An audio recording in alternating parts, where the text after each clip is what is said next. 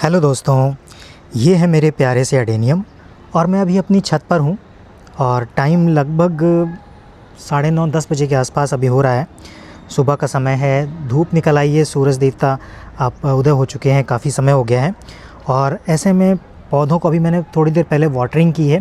Actually मैं अभी 2 दिन में एक बार करता हूँ क्योंकि 2 दिन में यहाँ पर धूप बहुत तेज़ होती है, सर्दी इतनी नहीं होती, धूप बहुत तेज़ होती है, तो मिट्टी जो है वो सूख जाती है, ड्राई हो जाती है 2 दिनों में अच्छे से।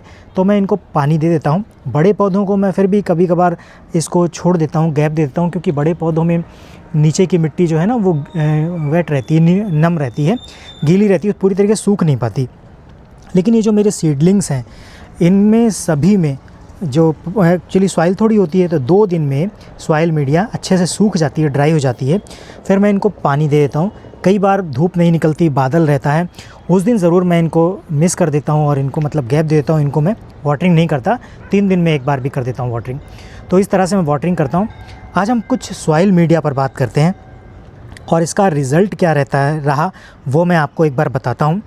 एक्चुअली यहाँ पर मेरे कुछ प्लांट्स हैं और ये काफ़ी अच्छे प्लांट्स हैं। आप देख रहे हैं ये काफ़ी हेल्दी, इनका कोडेक्स आपको दिख रहा होगा। ये मल्टी पेटल है, पर्पल कलर का, बहुत खूबसूरत सा फूल आता है इसमें और इसमें सीड पॉट बन रहा है। तो ये जो कोडेक्स है इसका, ये प्लांट बहुत ज़्यादा टाइम नहीं हुआ मुझे लिए हुए, लगभग 1.5 साल हुआ होगा। और तब ये प्लांट छोटा सा था और तब मैंने जो मिट्टी थी, एक्चुअली मेरे पास जहाँ मैं पहले रहता था वहाँ बालुई मिट्टी थी। जो बालू आती है ना रेगिस्तान में, आपने देखी होगी किस तरह की बालू या रेत रहती है, तो वो मिट्टी वहाँ पर मिला करती थी। या फिर जो मकान बनाते हैं और ग्रे कलर की जो रेत रहती है नदी की, वो रेत रहती थी जो यूपी साइड या हरियाणा साइड में मिलती है, वो सैंड रहती थी। उसमें वर्मी कंपोस्ट मिला के और कोको चिप्स या फिर कोकोपीट मिलाकर मैं सीडलिंग्स या फिर प्लांट बड़े लगाया करता था। लेकिन वहाँ पर ग्रोथ बहुत ज़्यादा नहीं थी, अब सर्दी बहुत पड़ती थी, तो वहाँ पर मेरे बहुत ढेर सारे पौधे रॉट होते थे। और शायद मुझे हमेशा ये लगता रहा कि मेरी सॉइल मीडिया का कोई प्रॉब्लम है या मैं इनको मैनेज नहीं कर पा रहा हूँ, ये वाटरिंग ज़्यादा हो गई है। लेकिन रीज़न अब मुझे समझ में आया जब मैंने एरिया अपना चेंज किया, दूसरी जगह आ गया। यहाँ एरिया गर्म रहता है, सर्दी ज़्यादा नहीं पड़ती और दिन में धूप अच्छी रहती है। देखिए यहाँ पर कितनी अच्छी फ्लावरिंग हो रही है। और हरियाणा में जब मैं था तो वहाँ पर फ्लावरिंग इस तरह की नहीं होती थी।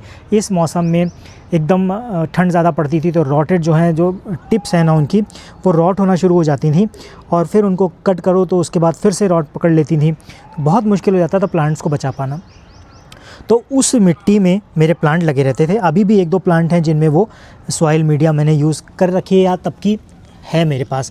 जैसे ये प्लांट है, ये ओबेसम है, सीड ग्रोन है और बहुत पुराना प्लांट हो गया। देखिए आप कितना अच्छा कोडेक्स इसका है और मेरे ख्याल से 4 से 5 साल इस प्लांट को हो गए हैं। और इसमें देखिए ये जो सैंड है, ये वही है जो मैं आपको बता रहा था अभी, बालू, येलो कलर की बालू थी और उसमें मैंने वर्मी कंपोस्ट मिलाकर इसको लगाया था। तो ये उसमें बहुत ज़्यादा मुझे ग्रोथ देखने को नहीं मिली और पौधे जिस हिसाब से ग्रो होने चाहिए तो उस हिसाब से ग्रो नहीं हुए। और ये लगभग पिछले साल भी थोड़ा हल्का फुल्का ग्रोथ हुई, पकड़ी है इसने बारिश की वजह से। बाकी बहुत ज़्यादा ग्रोथ जिसको कह सकते हैं वो ग्रोथ यहाँ पर देखने को नहीं मिली है। इसके अलावा मेरे पास कुछ प्लांट थे जो इसी तरह की सॉइल मीडिया में मैंने लगा रखे थे और यहाँ पर मैंने उनकी सॉइल को चेंज कर दिया और चेंज करने के बाद जो रिज़ल्ट आया है वो आप देख कर हैरान रह जाएंगे।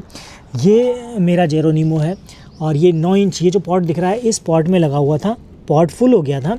उसके बाद मैंने अभी इसको यहाँ पर लगाया और लगाते ही देखिए ये इसने पूरा पॉट कवर कर लिया।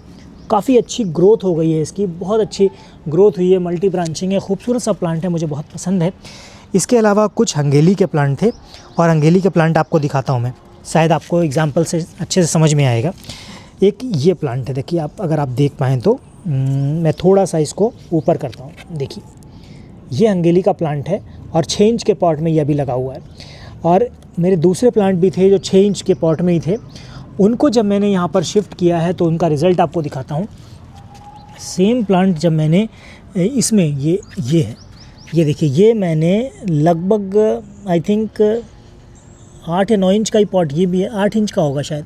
तो इसमें मैंने जब इसको ट्रांसफ़र कर दिया तो आप देखेंगे इसकी कोडेक्स ने कितनी फास्ट ग्रोथ ली है और बहुत जल्दी सेट हो गई। सेम ये प्लांट के साथ कंडीशन यही थी, ये ओबेसम है और जब तक वो वॉल्यू वाली सैंड में लगा रहा तब तक ये बहुत ज़्यादा ग्रोथ नहीं ले पाया।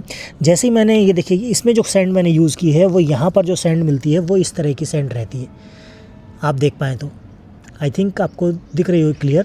तो इस तरह की सैंड रहती है, ये मोटी थोड़ी पीली वाली सैंड है और काफ़ी मोटी सैंड रहती है। इसमें मैंने कोको चिप्स मिलाकर इसको लगाया, वर्मी कंपोस्ट मिलाकर इसको लगाया, तो ग्रोथ आपके सामने है।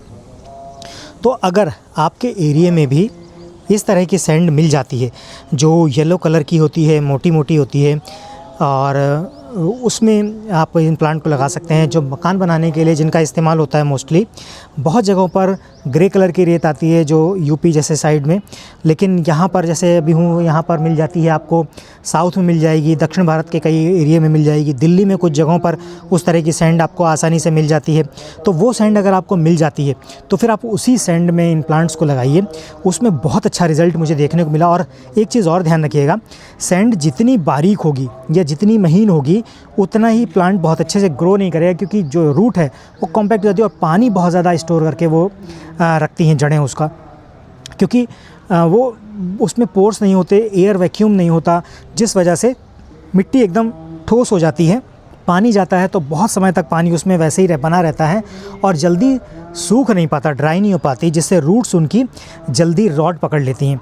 और ये जो सैंड है, ये आप देख रहे हैं, ये जो सैंड है ये काफ़ी मोटी सैंड है और इसमें जब आप प्लांट लगाते हैं तो इसमें एयर गैप रहता है बीच में, जिससे आप पानी डालते हैं तो पानी एक तो आसानी से निकल जाता है, एयर के लिए जाने के लिए उसमें जगह रहती है, नीचे तक एयर पहुंच सकती है, जिससे रॉट होने का खतरा बहुत कम हो जाता है।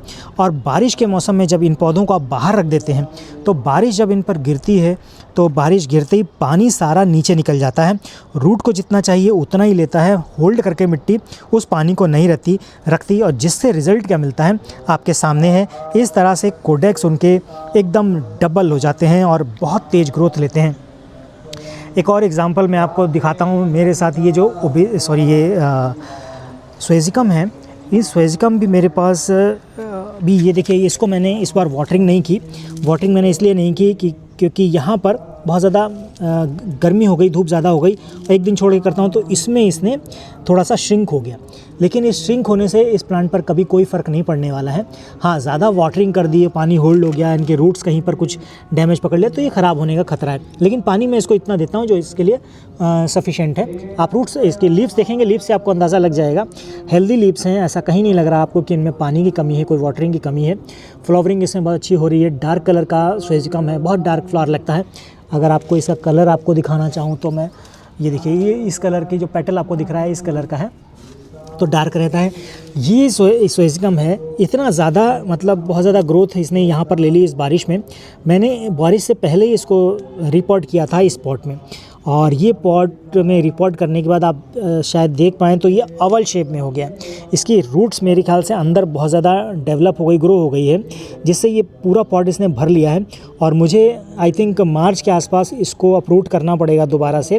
तो अगर इस पॉट में, क्योंकि अभी तो बहुत ज़्यादा ग्रो नहीं लेगा, ये बहुत ज़्यादा ग्रोथ नहीं पकड़ेगा, लेकिन जैसे ये मौसम ख़त्म होगा और फरवरी या मार्च शुरू हो जाएगा तो फिर ये ग्रोथ पकड़ लेगा। अब चूँकि यहाँ पर गर्मी रहती है तो हल्की फुल्की ग्रोथ रहता है, पूरी तरीके से डॉर्मेंसी में प्लांट्स नहीं जा पाते।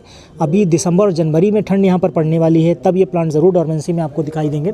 उसके अलावा ये प्लांट अच्छे ग्रोथ करते रहते हैं और यहाँ पर फ्लावरिंग होती रहती है। तो अब मार्च में मुझे या फेब में लास्ट में मुझे इनको अप्रूट करना पड़ेगा और पॉट के हिसाब से इनका पॉट चेंज करना पड़ेगा, या इसे थोड़ा सा अप करके लगाना पड़ेगा। तो इस तरह से आपको सॉइल के बारे में मुझे कुछ बताना था, और इतना अगर आप कर लेंगे तो आपके प्लांट में आपको ग्रोथ देखने को मिलेगी। प्लांट आपके रॉट नहीं होंगे, आपको जो रॉट होने की समस्या रहती है वो ख़त्म हो जाएगी। इस सॉइल में आप प्लांट्स को लगाइए और उसके बाद रिज़ल्ट देखिए, और अपना रिज़ल्ट मुझे कमेंट में बताइए नीचे। अपना कोई आपका प्लांट लगा रखे हैं आपने, स्वेजिकम या एडेनियम या अरेबिकम, जो भी आपके पास है, उनका फ़ोटो खींचकर आप कमेंट में शेयर कर सकते हैं, या फिर कोई क्लिप है तो वो आप मेरे साथ शेयर कर सकते हैं, मुझे बहुत खुशी होगी। और मिलते हैं अगले वीडियो में। अगर हाँ, अगर आपके पास कोई ऐसी इन्फॉर्मेशन है जो आप मुझे शेयर करना चाहते हैं मेरे साथ, इनके रिगार्डिंग कहीं पर आपको कुछ अपडेट करना है कि मैं उस चीज़ को अपडेट करूं, तो फिर आप मुझे नीचे कमेंट करके बता सकते हैं। मैं कोशिश करूंगा उसको अपडेट करने की।